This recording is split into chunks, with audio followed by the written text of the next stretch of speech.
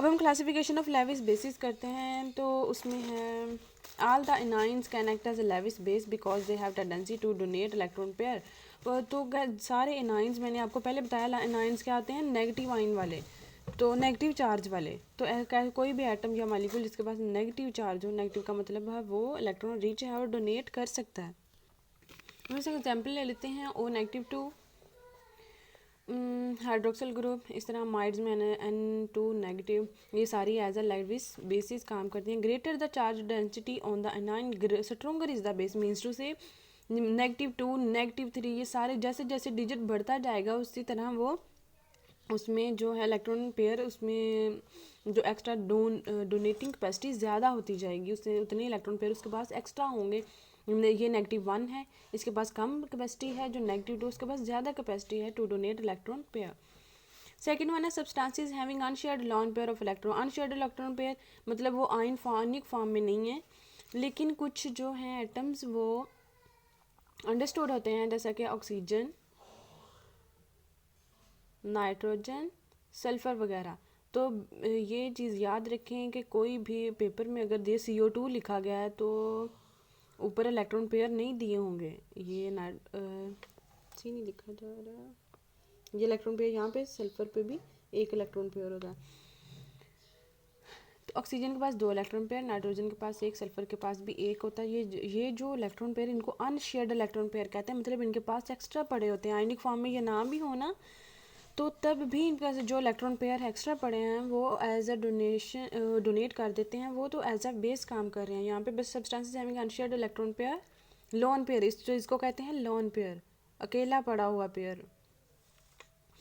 जैसा कि वाटर में है, अमोनिया में है, इसी तरह आर में आप कोई भी जितने मर्जी कार्बन लगा लें, 2 कार्बन लगा लें, 3 कार्बन लगा लें, इस तरह लंबी चेन बन सकती है। कीटोन्स आ गया, कीटोन्स में होता है RC डबल बॉन्ड OR, मतलब 2 कार्बन्स के दरमियान एक कार्बोक्सिलिक ग्रुप होता है। ये देखें carboxylic group C double bond O ना, ये देखें एक इलेक्ट्रॉन पेयर शेयर किया हुआ है, इसका मतलब जो एक इलेक्ट्रॉन पेयर है वो इसमें बॉन्ड बनाने के लिए यूज़ हुआ है। Act as electron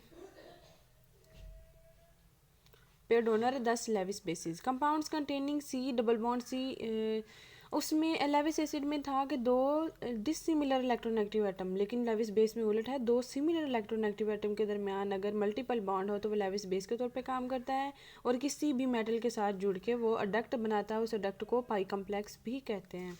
no compounds having CONO which can form pi complexes with metals act as a Lewis base। वही चीज़ जो ऊपर में मल्टीपल बॉन्ड हो या सिंपल ऐसे जो मेटल्स के साथ जो पाई कम्प्लेक्सेस बनाने के काबिल हों वो भी लेविस बेसिस कहलाते हैं। लेकिन इसमें फर्दर लिमिटेशंस आ गई हैं, जिस तरह आर्हीनियस में थी, ब्रोंस्टेड में थी, इसमें भी लिमिटेशंस हैं। लिमिटेशंस पे हम देख लेते हैं, does not provide information the information scale of acid and base strength. हमें एसिड बेस का उसने बता तो दिया है जी, प्रोटॉन एक्सेप्टर है, डोनर है, इलेक्ट्रॉन एक्सेप्टर है, डोनर है, लेकिन उसमें उसने उसका स्केल नहीं बताया कि कौन मतलब कितने इलेक्ट्रॉन पेयर शेयर करेगा तो वो ज़्यादा जो है पावरफुल है और दूसरा मतलब वीक है, उस हिसाब से स्ट्रेंथ नहीं बताई हुई। It fails to tell us the salt formation in related acid base concept. अभी स्टार्ट में मैंने आपको न्यूट्रलाइजेशन में बताया था कि उसने सिंपल बता दिया कि जो कोऑर्डिनेट कोवलेंट बॉन्ड बनता है डोनर और एक्सेप्टर के दरमियान, वो उस प्रोसेस को कहते हैं न्यूट्रलाइजेशन, लेकिन उसमें साल्ट फॉर्मेशन नहीं बताएगी। साल्ट न्यूट्रलाइजेशन प्रोसेस में हमने पहले ऑलरेडी पढ़ा हुआ है, ऑलरेडी FSC में पढ़ा हुआ है कि एसिड और बेस मिलके साल्ट और वाटर बनाते हैं, तो उसमें साल्ट फॉर्मेशन उसने नहीं की, इसलिए ये भी इसकी लिमिटेशंस में आ गया। Normal acid base reactions are fast but complex formation in terms of donor receptor bond formation is a slow process. इसने ये बताया कि normal acid base reaction fast होते हैं, लेकिन कम्प्लेक्स फॉर्मेशन के जो है वो स्लो प्रोसेस है, तो इसको भी इतना एलेबोरेट नहीं किया, यही इसकी जो है लिमिटेशन होगी। It is very general and includes formation of the NiCO4, निकल जो है टेट्रा क्रोम जो NiCO4, इस तरह क्रोमियम में C6H6 ट्वाइस, ये लेविस एसिड बेस रिएक्शन है। However bonding in these compounds is